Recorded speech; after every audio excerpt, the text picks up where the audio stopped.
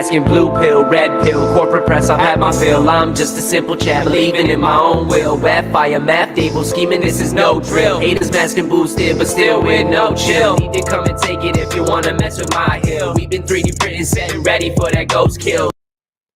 Hello, Canada, and welcome to another episode of The Maple Pill. As always, I'm your host, Matt McKeever, and we've definitely got another full episode tonight. We'll be touching upon the Ukraine-Russia conflict. We'll also be discussing some Freedom Trucker Convoy updates, and then finally, I've got a full course of pills for us as well today. So let's just jump into it. And as always, I'd love to hear what's your thoughts, what's your opinions on the stories we're talking about tonight, as well as what other stories are you guys currently following that you think maybe should be on my radar. Let me know in that comment section, and there'll be links to everything that we're going to discuss in the video description down below. All right, so first of all, we're going to start off with the Ukraine-Russia conflict and just some updates in regards to that. I first wanted to highlight a really great thread here that just discusses and points out how this, if you were to listen to the mainstream media at this point in time solely about what's going on in Ukraine, you'd probably come to the conclusion that this just came out of nowhere and that Putin is just like literally evil incarnate and he just wants to cause chaos and destruction and he just wants to absorb all of Ukraine into Russia. Again, I'm not his therapist. I don't know all the details behind Putin, but I think this narrative that it really just came out of nowhere and that no one saw it coming, and that we didn't necessarily, we, the West or NATO, didn't nudge him in this direction already, I think does a disservice to this entire story behind what's going on in Ukraine and Russia. So just want to highlight this. We're not going to have time to actually hit upon all the examples shared here, but this is a great thread just highlighting how different political pundits, thought leaders, we've got quotes from Kissinger, and essentially the most fascinating thing about the Ukraine war is the sheer number of top strategic thinkers who warned for years that it was coming if we continued down the same path. No one listened to them, and here we are. So again, I'm just going to cherry pick a couple of these particular video clips, but it's really worth spending some time and actually going through just But I actually think that what's going on here is that the West is leading Ukraine down the primrose path. And the end result is that Ukraine is going to get wrecked. And I believe that the policy that I'm advocating, which is neutralizing Ukraine and then building it up economically and getting it out of the competition between Russia on one side and NATO on the other side, is the best thing that could happen to the Ukrainians. What we're doing is encouraging the Ukrainians to play tough with the Russians. We're encouraging the Ukrainians to think that they will ultimately become part of the West because we will ultimately defeat Putin and we will ultimately get our way. Time is on our side. And of course, the Ukrainians are playing along with this. And the Ukrainians are almost completely unwilling to compromise with the Russians and instead want to pursue a hardline policy. As I said to you before, if they do that, the end result is that their country is going to be wrecked. And what we're doing is, in effect, encouraging that outcome. I think it would make much more sense for us to work to create a neutral Ukraine. It would be in our interest to bury this crisis as quickly as possible. It certainly would be in Russia's interest to do so. And most importantly, it would be in Ukraine's interest to put an end to the crisis. Thank you. So that was John Mearsheimer, who's a leading geopolitical scholar, and that was from 2015. And it feels very reminiscent now, right? With hindsight, looking back, we're 7 years later. Again, there's lots of great examples here, even from Clinton's defense secretary, William Perry, explaining in a memoir, essentially, that to him, NATO enlargement is the cause, the rupture in relations with Russia. And then in 1996, he was so opposed to it that in strength of my conviction, I considered resigning. I also want to highlight this clip here from Noam Chomsky. From the idea that Ukraine might join a Western military alliance would be quite unacceptable to any Russian leader. This goes back to 1990, when the Soviet Union collapsed. There was a question as to what would happen with NATO. Gorbachev agreed to allow Germany to be unified and to join NATO. It's a pretty remarkable concession, with a quid pro quo that NATO would not expand 1 inch to the east. That was the phrase that was used. So Russia has been provoked. Well, what happened? NATO instantly moved to East Germany. Then Clinton came along, expanded NATO right to the borders of Russia. Now there are the new Ukrainian government, the government after the overthrow of the preceding one. The parliament voted, I think, 300 to 8 or something like that, to move to join NATO. Which you can understand why they would want to join NATO. You can see why Petro Poroshenko's government would probably see that it's protecting his country. No, it's not protect. Crimea was taken away after the overthrow of the government, right? And he's not protecting Ukraine, is threatening Ukraine with major war. Well, that's not protection. The point is, this is a serious strategic threat to Russia, which any Russian leader would have to react to. That's well understood.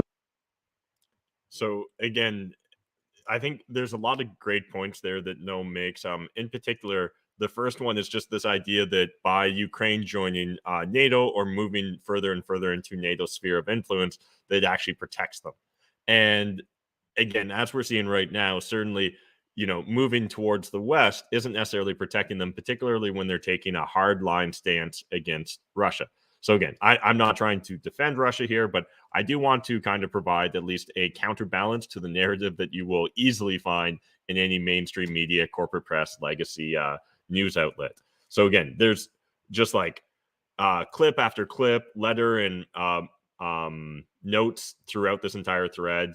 We won't have the full time to cover it, but link to the video description or link in the video description down below. I really encourage you guys to spend some time and look into it, because there's a lot of thought leaders that, back in 2015 aren't necessarily surprised that we'd find ourselves here in this moment in time. Next, I just want to highlight Dan Carlin, who I'm a huge fanboy of. He just released a new episode of Common Sense, and it's just kind of highlighting his perspective and breaking down a discussion on what's going on with kind of the new Cold War we find ourselves in. So again, encourage you guys to go listen to that. Next, from CTV News, Friedland says Putin becomes an international pariah, further sanctions coming.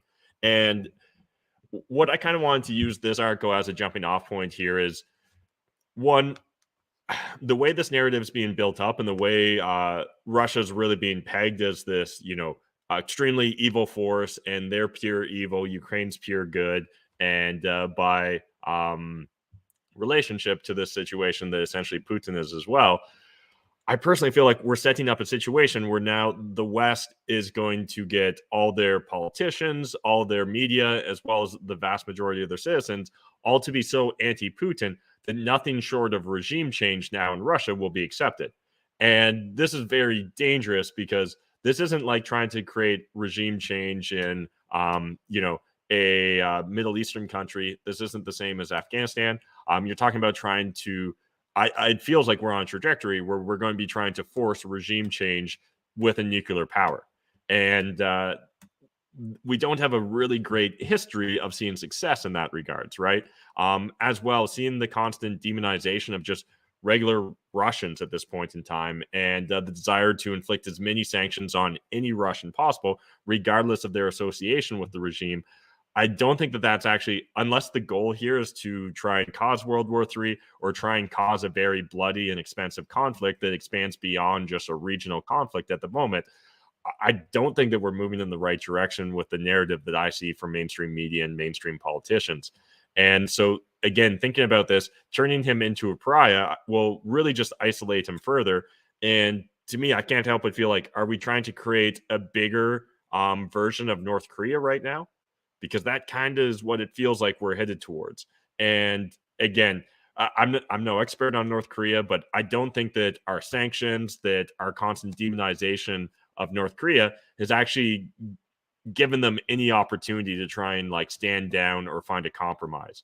And it really feels like right now, if we don't find a compromise, honestly, in my opinion, like what feels like the next couple of days or weeks here with Putin, we're going to find such a giant divide between what the probably what reality is and what the narrative is, that nothing short of, a complete regime change and a complete retreat from Russians will be accepted by the West. And again, I don't see Putin and Russia choosing to accept those sort of terms. Next from Blacklock's reporter, I Russian cash in Canada.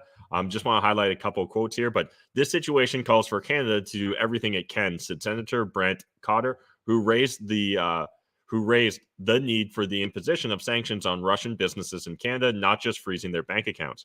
Are we imposing constraints on companies like Evraz, and doing so in ways that share the burden among all Canadians without punishing the good, hardworking employees of those companies who had no say in their companies coming under Russian control, asked Senator Cotter.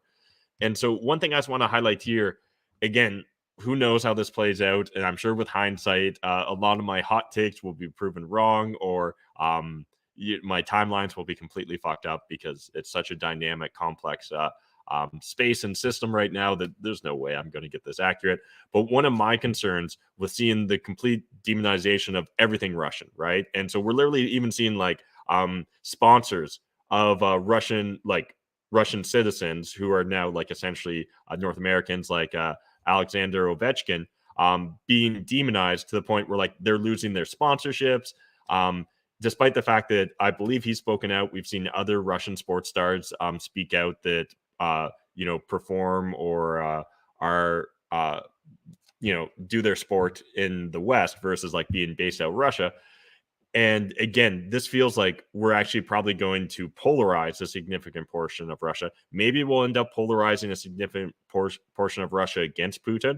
But with just this general narrative, one, it just feels like this is one more step towards normalizing the idea of punishing an entire people because of their regime or government.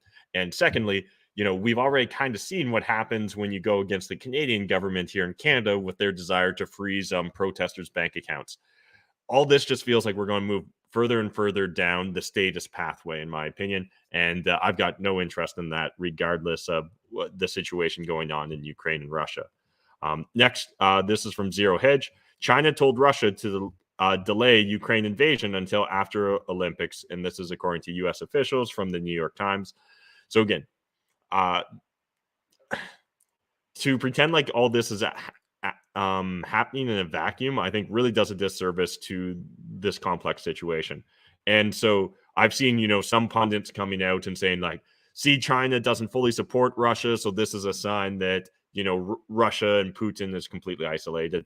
No, I really don't think that that's the case. I think that China understands how global policies and global optics work. And so they're not going to, there's no real gain for them to outwardly support Russia. But we recently saw with a UN resolution where I believe it was China and India abstained from a vote, and understand that you literally saw almost half the world's population, not half the world's governments, but half the population, not directly support going after Russia in full force. And so, again, this is important to understand because it really feels like we're only being presented with one side of the narrative right now in mainstream. Next, from the Ron Paul Institute, why wouldn't the U.S. negotiate with Putin?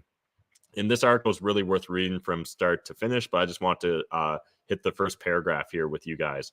It's of course possible that Vladimir Putin was always hell-bent on invading Ukraine, that his decision was taken months, if not years ago, and that no diplomatic intervention would have made any difference. Yes, that is possible. But it is also the case that the only country capable of making any difference in addressing the security concerns Putin claims were driving his behavior, and thus the only relevant diplomatic player in the situation, was the U.S. Many have pointed out that China's tacit support for the invasion makes them a relevant diplomatic player, and that's certainly feasible. But in terms of the core grievances that Putin repeatedly identified as his motives for this invasion, Ukraine's potential ascension into NATO, the already existing moves to facilitate interoperability between Ukraine military and the U.S. NATO, and the conversion of Ukraine since 2014 into a de facto U.S. military outpost, the only relevant diplomatic player was the United States. Again, this has been a long time in the making, and I'm not going to claim to be an expert here, but I really do think that we're being done a disservice with the coverage we're seeing that's so pro-Ukraine, right? Again, that doesn't mean you can't be pro-Ukraine citizens, you can't be pro-Ukraine country even, but you just need to be looking at this more eyes wide open, because understand, this isn't like the first time we found ourselves in these sort of standoffs. And honestly, it just feels like history is going to continuously repeat itself until more of the population start demanding more from our politicians and our mainstream media, right? And so I really do think it's important to highlight that this is a complex situation and there's a lot more perspectives and honestly just a lot more facts involved than what we're being presented than just Putin evil, Russia bad, punish Russia. Next from the Ron Paul Institute as well. And this is Ukraine, why the Pentagon and CIA hate Julian Assange. And so, again, really worth reading the whole thing, but I just want to focus on this one. NATO enlargement, particularly to Ukraine, remains an emotional and neurologic issue for Russia, but strategic policy considerations also underlie strong opposition to NATO membership for Ukraine and Georgia. In Ukraine, these include fears that the issue could potentially split the country in two, leading to violence or even some claim civil war, which would force Russia to decide whether to intervene. Additionally, the GOR and experts continue to claim that Ukrainian NATO membership would have a major impact on Russia's defense industry, Russian-Ukrainian family connections, and bilateral relationships generally. During this annual review of Russia's foreign policy, January 22nd to 23rd, Ref B, Foreign Minister Lavrov stressed that Russia had to view continued eastward expansion of NATO, particularly to Ukraine and Georgia, as a potential military threat. While Russia might believe statements from the West that NATO was not directed against Russia, when one looks at recent military activities in NATO countries, establishment of U.S. forward operating locations, etc., they had to be evaluated not by stated intentions, but by potential. While Russian opposition to the first round of NATO enlargement in the mid-1990s was strong, Russia now feels itself able to respond more forcefully to what it perceives as actions contrary to its national interest.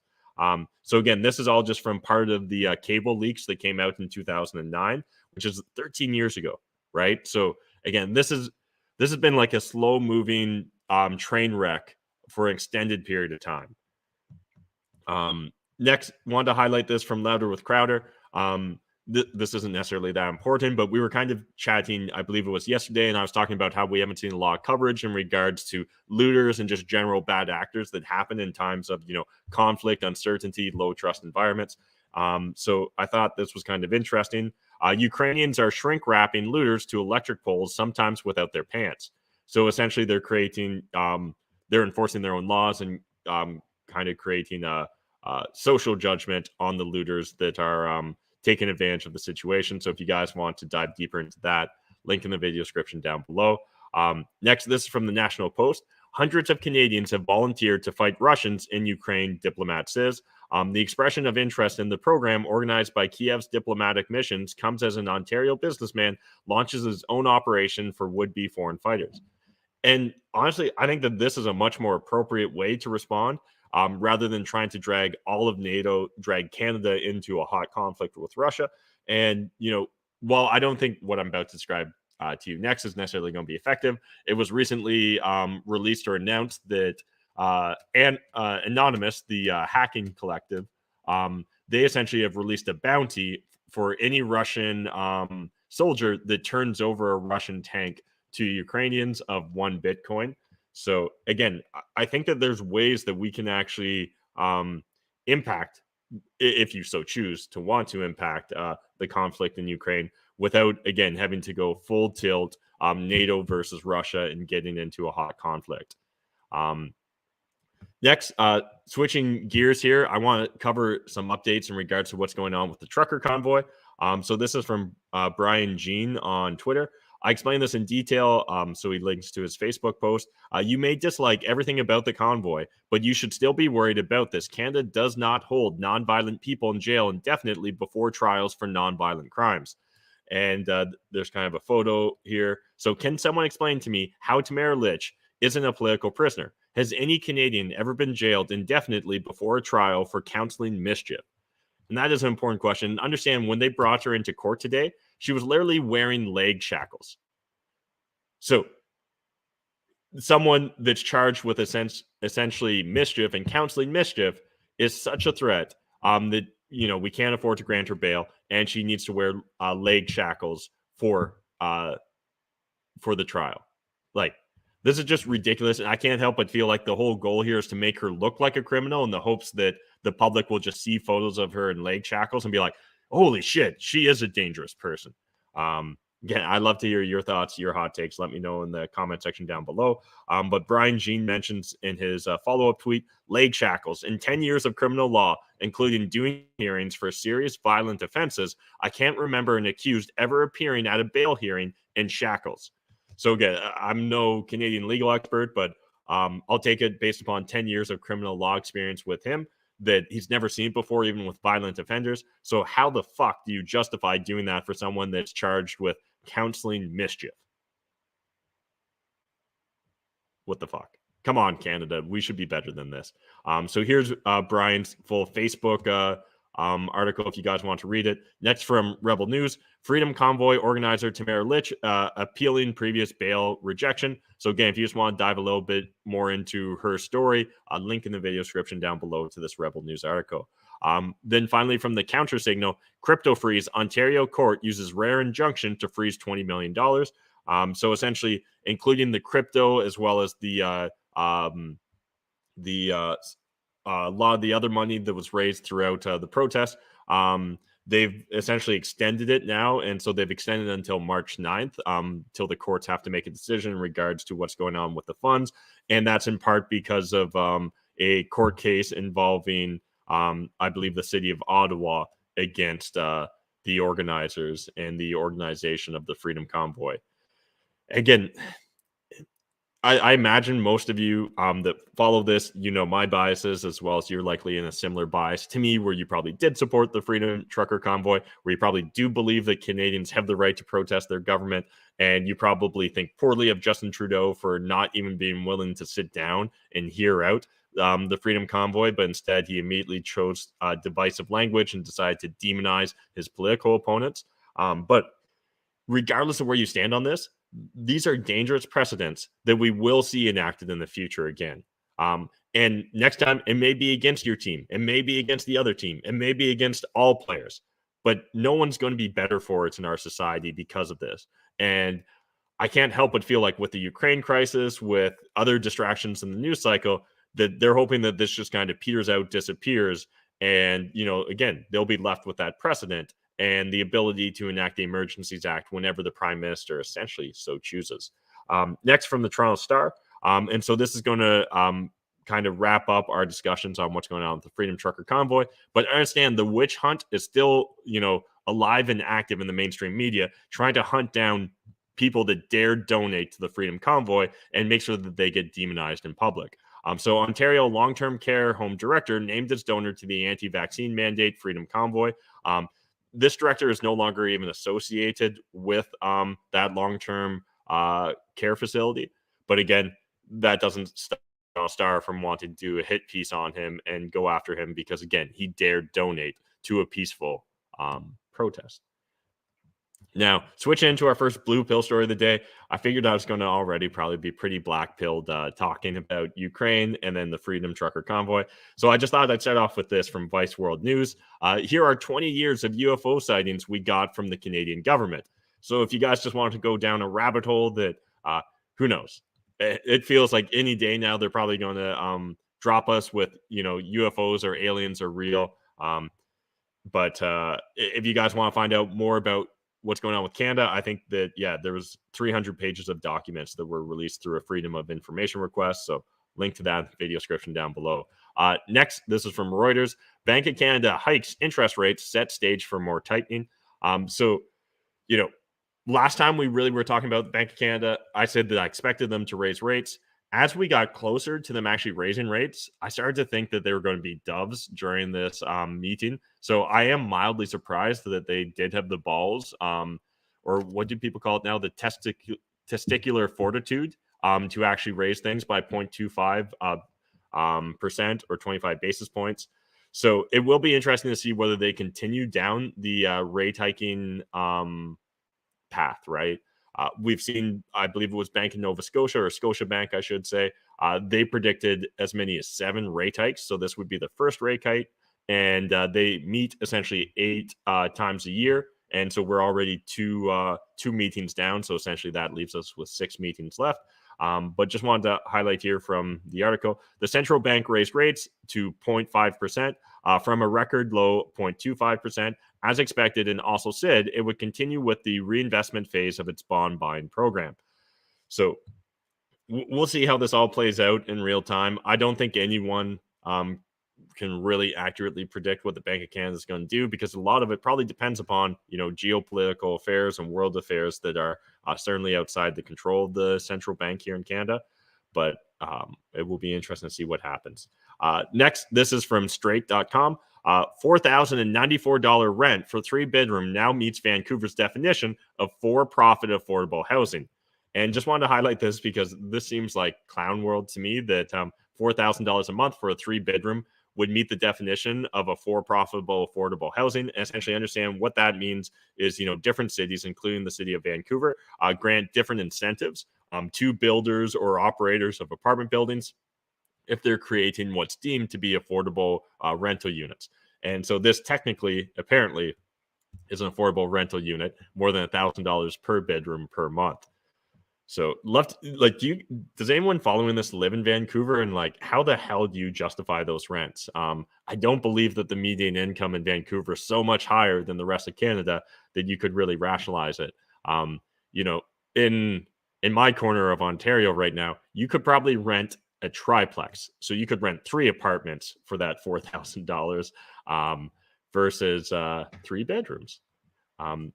Next, getting into our first red pill story of the day. This is from Reuters as well. Canada, New Zealand police operation lead to 47 arrests in online child pornography. So Toronto, March 2nd, a Canada and New Zealand joint police operation led to the arrest of 47 Canadians for online child sexual exploitation and the release of 12 children on Wednesday, Canadian federal police said.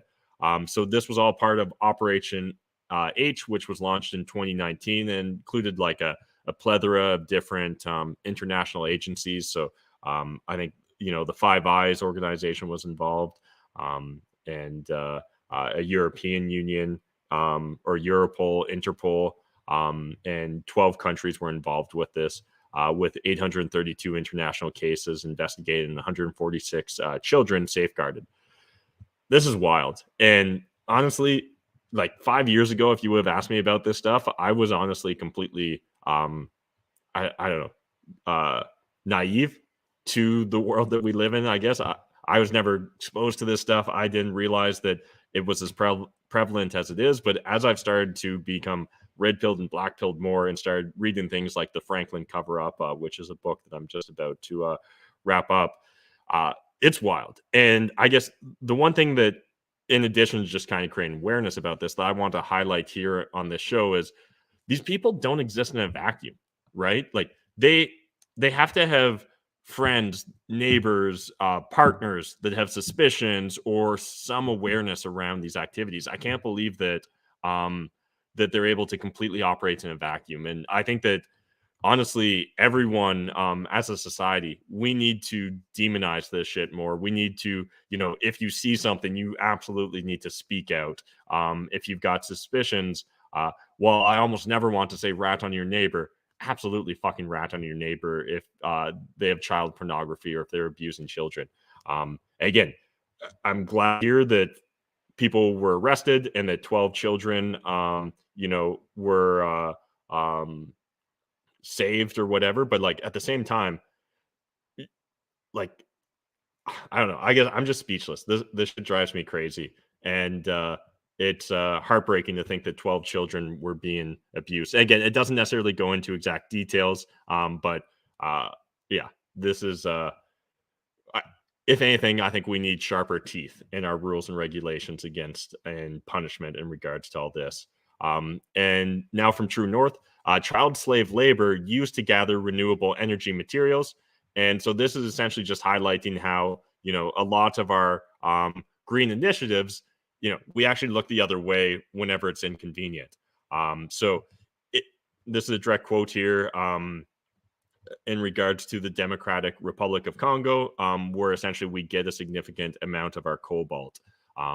If you look at the renewable or clean energy supply chain issues, you have situations as in the Democratic Republic of Congo, where over 35,000 children are in child labor mining cobalt, which is used in lithium-ion batteries and electric cars, Cruther told the Senate.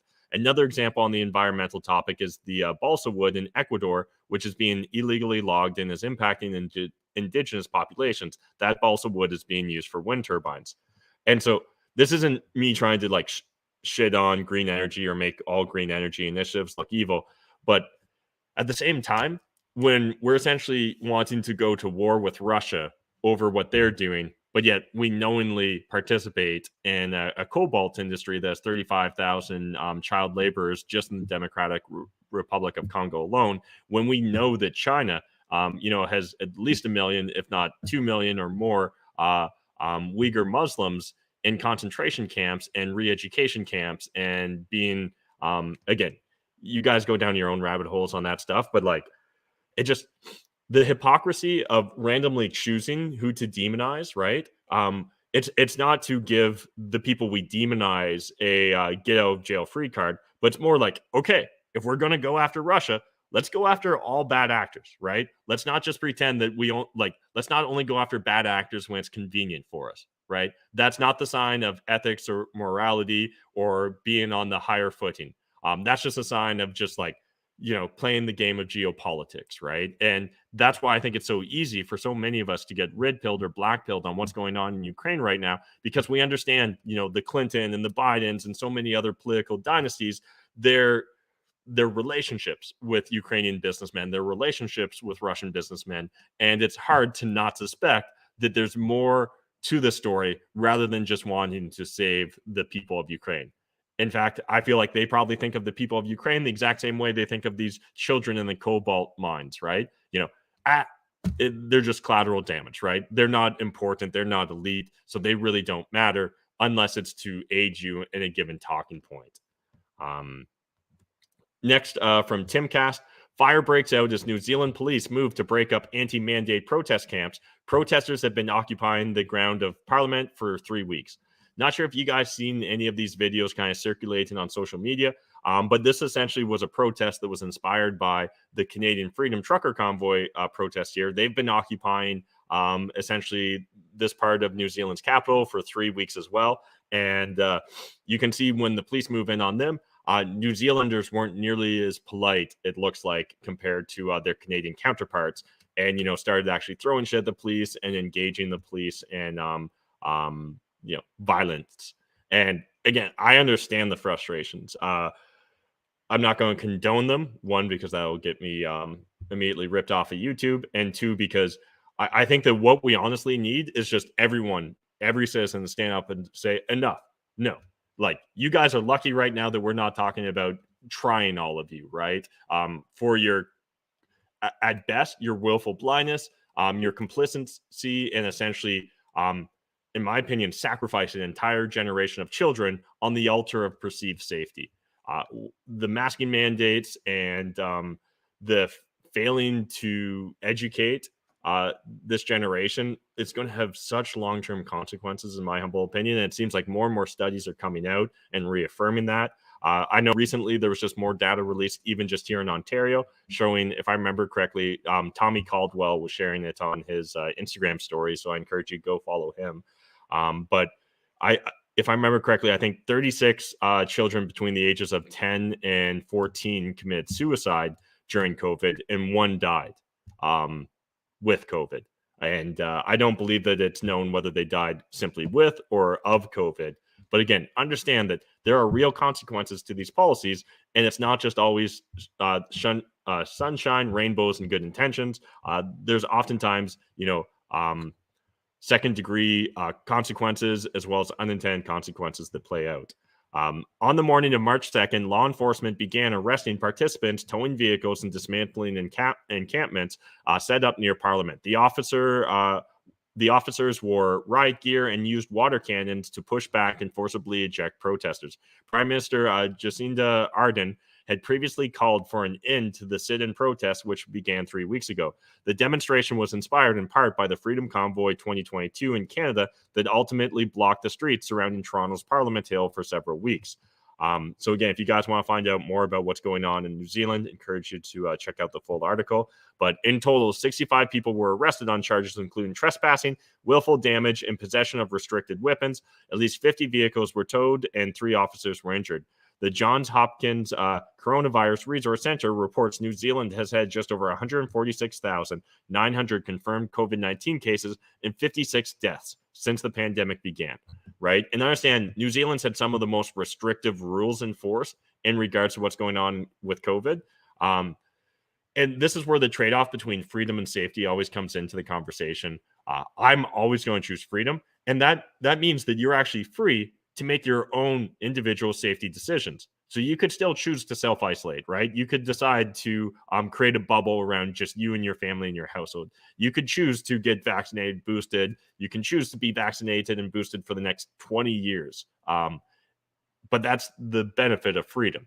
Whereas this desire for complete safety and enforcement of these policies, I can never justify it. And certainly with a pandemic as dangerous as COVID, it's beyond stupidity, in my opinion, that we're trying to rationalize and justify this. And understand, I see this going on in the Canadian mainstream press as well, where they're talking about, they have experts and doctors on saying it's too early to open up travel again. It's too early to not have vaccine passports. It's too early to do this, that, and the other. Motherfuckers, like back in 2020, I somehow was freer then than I am today, despite the fact that like 80%, 90% of Canadian adults are vaccinated now. How do you actually make sense of that? You can't. This is all just about optics and government overreach. And honestly, people just looking to protect their individual fiefdoms, their employment, their expertise, keep on their soapbox or keep the attention on them for one more news cycle. Switching into our first Black Pill story of the day. This is from Blacklock's reporter. Says nepotism still rampant. So cronyism and nepotism remain rampant in federal hiring, says the Public Service Commission. A majority of staff, 53%, believe appointments depend upon who you know. The commission said yesterday only 47% of employees surveyed agreed with the statement. Appointments do not depend on who you know. Findings were based on questionnaires with 75,000 federal workers. Again, definitely worth reading the entire article, but just wanted to bring up an earlier staffing report. And I think we actually talked about this in one of the first Maple Pills, but it's worth repeating. A similar 2020 staffing and nonpartisanship survey found widespread complaints. The managers hired friends and family, and appointments depended on who you know. That year's questionnaire found 31% of respondents agreed and favored candidates hired by managers appeared to be incompetent. The Public Service Commission, is a separate 2021 report, noted most federal jobs were never publicly posted. Non-advertised appointments for external hiring activities, promotions, and acting appointments increased to 60%, the commission wrote in its annual report tabled in Parliament. Honestly, there should be so many extra forms and hoops you have to jump through to hire a family member into public service that it should almost just become impossible. Like, the fact that we somehow accept this, right? The fact that these aren't publicly posted, like, again, even just the idea of the nepotism of only hiring and promoting from within your organization is completely asinine when we're talking about the public sector, right? Like, we should literally be demanding that the best candidates get the opportunity to be hired here.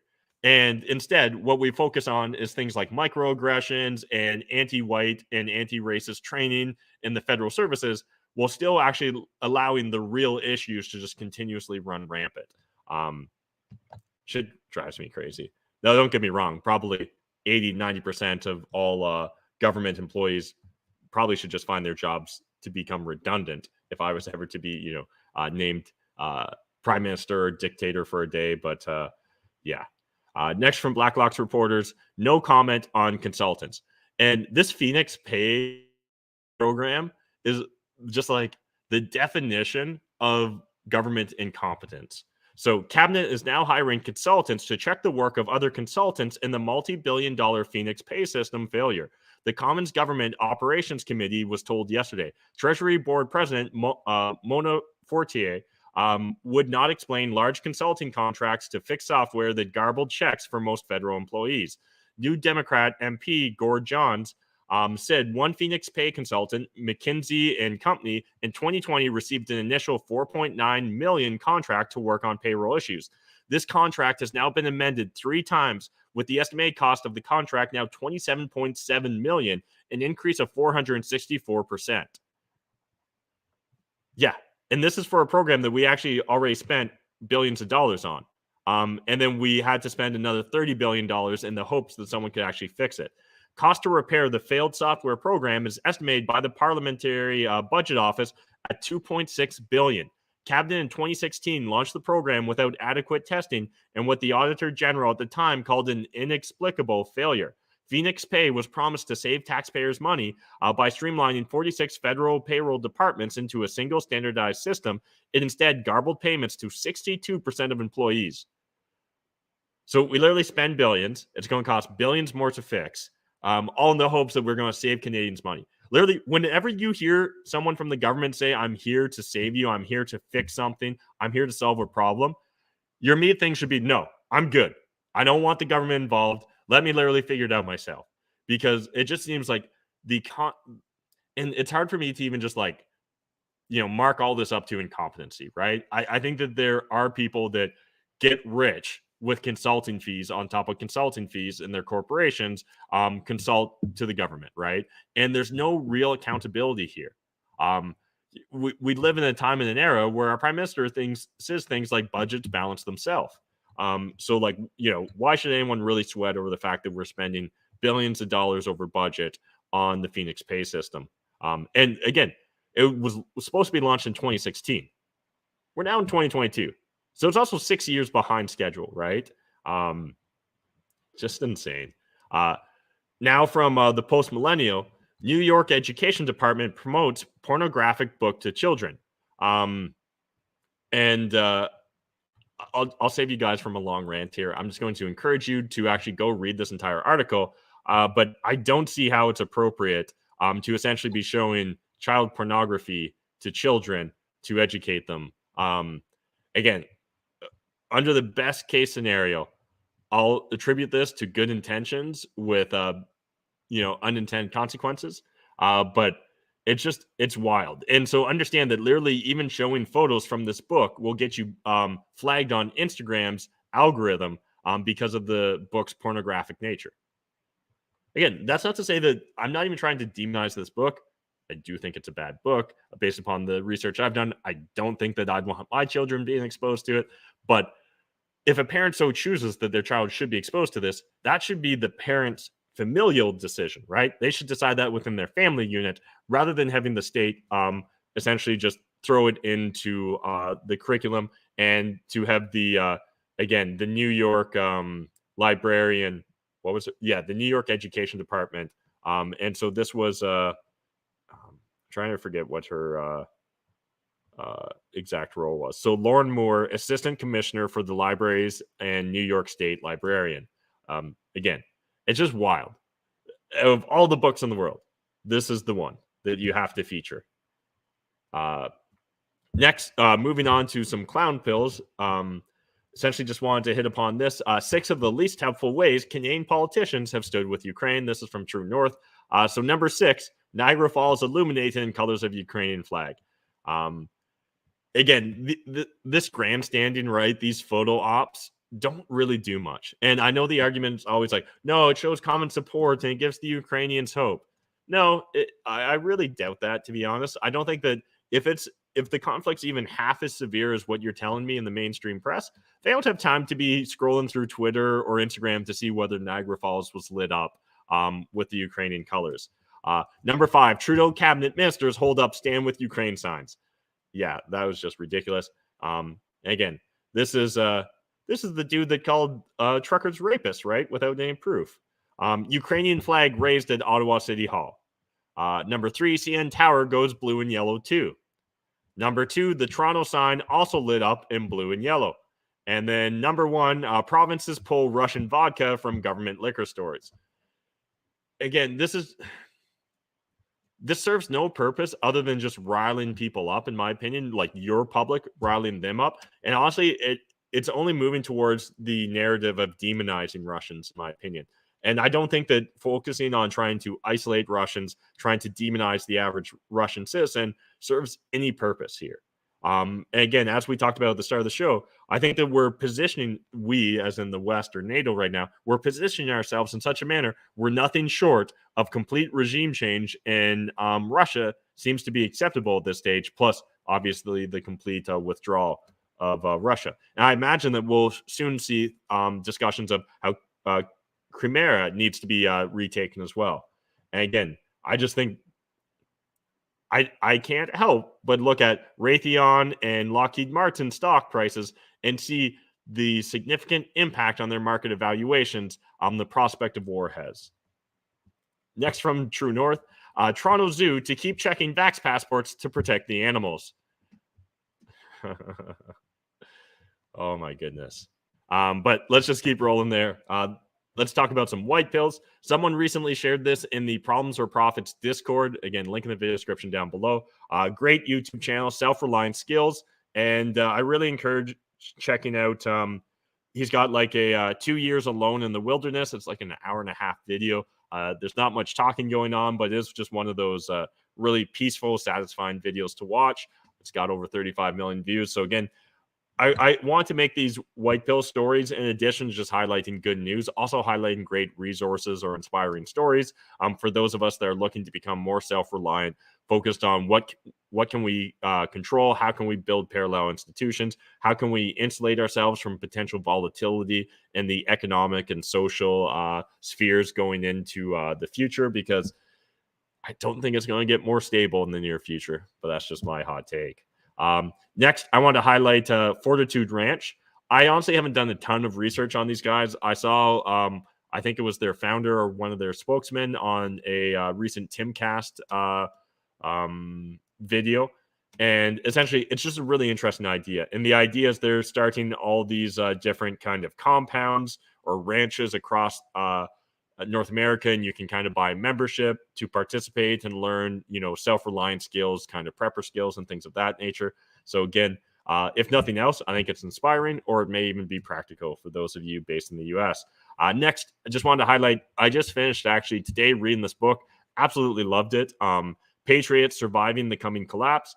And so if you're looking for a book that is fiction, but also has a ton, and like it's almost written like a manual at points in times where I could understand people saying that they maybe would like even more fiction or more plot versus a lot of the tactics and strategies and basic concepts in regards to kind of prepper, survivalism, counter or insurgency tactics and things like that. But I found it a really enjoyable read. If you're looking for a new book, I encourage you to check it out. I actually recently just ordered 3 more copies because I love giving out books. And so I'll be giving away a few of those to people IRL in my life. And then moving on from the white pill, let's hit upon a couple of the memes of the day. So this first one I thought was perfect. So you've got the classic meme of the dude and 2 ladies and him turning over his shoulder. So you've got the sheep looking at Ukraine now. Well, the coronavirus gets the cold shoulder, and it certainly feels that way in mainstream media these days. And then secondly, I actually shared this one on my Instagram account as well and really enjoyed it. So you've got they may take our lives and 40% of our income, our rights to smoke a plant, fish and hunt without a license, collect rainwater, drink raw milk, sell lemonade in our front yard, travel freely between countries, purchase alcohol on Sunday, and our choice to not wear a seatbelt or buy health insurance. But they'll never take our... Where was I going with this? Yeah. Again, when we look back at, Braveheart's maybe not the perfect analogy, but when you look back at like the Boston Tea Party and what drove a lot of the complaints that the 13 colonies had against Britain, it's hard to not think that there's very clear parallels that we could draw to our modern times. And in fact, arguably, there's even maybe more complaints about the lack of freedom we have versus where they find themselves, particularly here in Canada. where again we saw the government is more than willing to freeze bank accounts of political protesters. So that's it for today's Maple Pill. Hope you guys enjoyed it. If you did, smash that like button, hit subscribe if you're new to the channel. If you hate watching this on Big Tech, I don't blame you. You can always watch the replays on Rumble or BitChute. As I mentioned in the past, if I actually start to see people actually watching this on Rumble, I'll pay, because it literally cost me money to be able to live stream on Rumble, but I'm willing to pay for it if I actually think people will watch it there live. But right now, I get very few views on Rumble, so it just doesn't seem like it would make sense. But again, maybe you can talk me into it in the chat. And otherwise, if you guys want to follow me on Instagram, it's Matt McKeever Unfiltered. And essentially, it's almost these days just me sharing memes and shit like that to my frustration with the government. But if you'd like to see more memes in your life, that's a pretty decent Instagram to follow along with. But let's jump over to your chats. And again, always appreciate you guys hanging out with me, sharing your thoughts, your opinions on everything going on and the stories we cover. We've got Aislinn in the chat. We've got JN's One Ukraine, 2 BC based freedom movement. Guilty by association. So all Russians are bad. It really does feel like that's the narrative that's being presented to us today. And again, it just, this divisive language, right? And this rhetoric that the politicians, the elites, whoever you want to kind of frame it as, are constantly forcing upon us through mainstream media. I'm so fucking done with it. I don't know about you guys, but I need more of my average citizens to also be done with this shit so we can really start calling these people out on their bullshit. Colin says, wasn't Freeland pictured with a Nazi supremacist scarf? Yep, we actually covered that yesterday.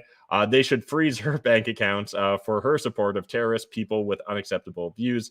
Yeah, and again, I think, 35% of Ukrainians are vaccinated? I'm surprised Trudeau even wants to tolerate that fringe minority of 65% Ukrainians that aren't vaccinated. Benjamin says, hard to trust anything in the mainstream media. It's really frustrating. It really is. And I know I'm not the first one to really talk about this, but you end up in this moment in time where you're like, has it always been this bad? Is it getting worse? Do I need to look at all of history now and just be like, I don't know if I can trust anything? Because yeah, at times I literally question if there's anything I can trust. Terry says, I saw some news this morning that when Ukraine was arming its citizens, it was also arming gangs that are now fighting each other within the cities.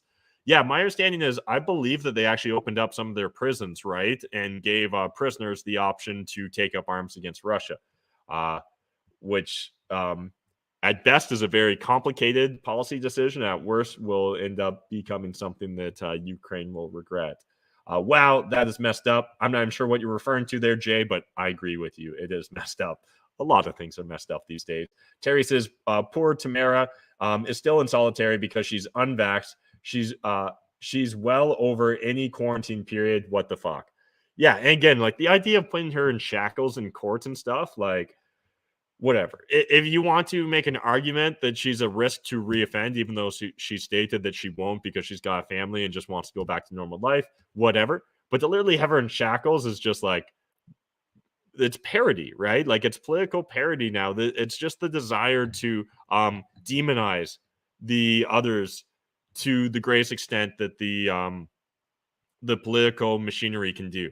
And I've got no doubt that we'll eventually see photos of her in shackles. And again, unfortunately, the average person that doesn't have time to dive in and understand complex issues, they're just going to see someone that looks like a prisoner in shackles and be like, oh man, she must be a real threat. I just found out about a pedo in Surrey. Ethan says, going to see him this weekend. Sick fucks. Again, not going to encourage people to take the law into their own hands, but you should absolutely report someone if they are abusing children, if they are trading in child pornography and all that shit, because I sure as hell have no patience or no interest in having those people be part of our society. Terry says, in regards to child mandates, I'm an adult and the mandates have even messed me right up socially. Yeah, it's hard not to, right? For a lot of us, it can be easy to forget, you're the average of the 5 people you spend the most time with. We're a relatively simple system, humans, right? Inputs and outputs. And so for the last 2 years, we've been getting, just constant inputs of fear, right? Constant inputs of divisiveness and rhetoric from our politicians, our government, our mainstream media, demonizing certain portions of the population, and just constantly focusing on fear mongering and scare tactics, and into the world prophecies in regards to what's going on with COVID. And it's hard to not have at least visual rub off on you, right? So absolutely. And children are even more susceptible, in my opinion. The only way for success is to surround yourself with like-minded appointed employees, government tactics. Yeah, that definitely seems to be the average government employee's approach. They can't fix Phoenix after 7 years. Yeah, absolutely asinine. The scariest phrase in the world, I'm from the government and I'm here to help. Yes, absolutely. And again, they're so generous with money, but we forget that it's our money. And again, I get it. People will make arguments that like, no, actually a lot of the government spending isn't coming from direct tax revenues or personal income taxes. No, but they are still selling out our future, right? And there's compromises they make when they sell bonds, when they do deficit spending. And again, for them to literally take money from us at the point of a gun, and that is what taxes are, and then to turn around and choose to spend it however they see fit. And, a tiny portion of that actually sees its way back to us, and they want us to pat them on the back and thank them as our saviors. No thanks. But they want us to trust them to take a jab after only 2 years of data. Yeah, agree. JJ says that hairdo does kind of give that Teletubby look. Are you talking about me? Mainstream media are completely silent about taking place right now bombing of Yemen. It looks one tragedy is more important than the other. Yeah, again, I've only briefly touched upon Yemen, but it is very interesting where and how we choose to enforce our morals and our ethics, right, from the West. If someone's too much of an ally to us, if it would be inconvenient for us to demonize them, well, then we'll look the other way. But if it seems to be in our best interest to demonize them, well, then, let's demonize them to the fullest extent. Terry says, I'm still not sure why we sent over weapons when Trudy said he wouldn't. Yeah, and again, understand, if I'm not mistaken, I think at this point in time, we've given over $500 million in loans to Ukraine as well.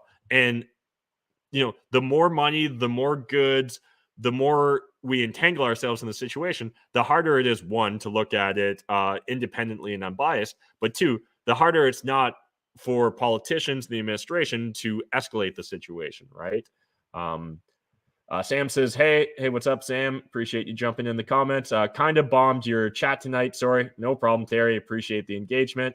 Lynn Elizabeth shared the link. I'm not sure what it's about, but if you guys want to check it out, there it is.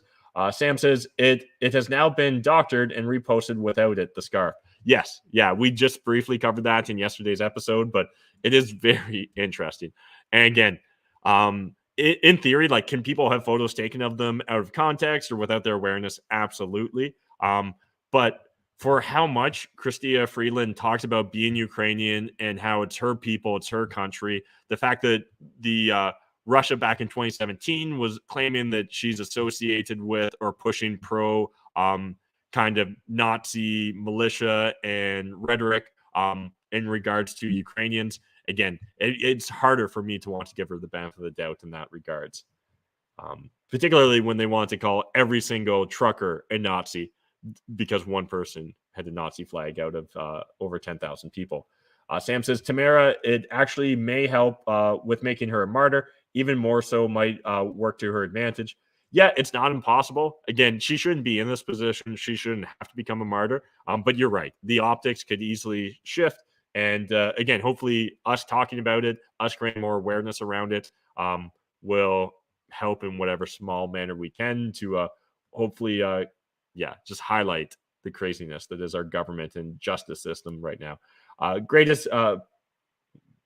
London, Ontario, 1990. You will never know about it because the government protects our pedos.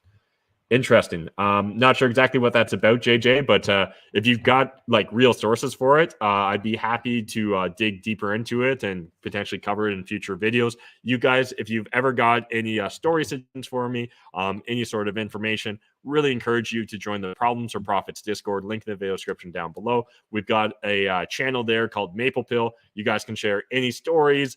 Definitely also want to encourage you guys share white pill stories with me because these days, it seems harder and harder for me to find enough white pills to counterbalance all the red and black pills that I share with you. But I really do appreciate you guys spending your time and energy and attention with me every single weekday night at 7 p.m. Eastern Standard Time.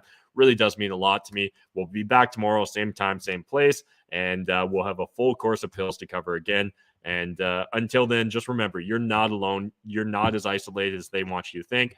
And we don't need to be as fearful or scarcity oriented as they're trying to force us to be either. There's a lot more like-minded individuals out there than they'd ever want you to believe. And I hope that the Maple Pill helps spread awareness and, gives everyone here just a little bit more confidence to speak up, be transparent, be authentic, and speak the truth. So appreciate you guys. We'll see you tomorrow. And I'll play our little outro song here.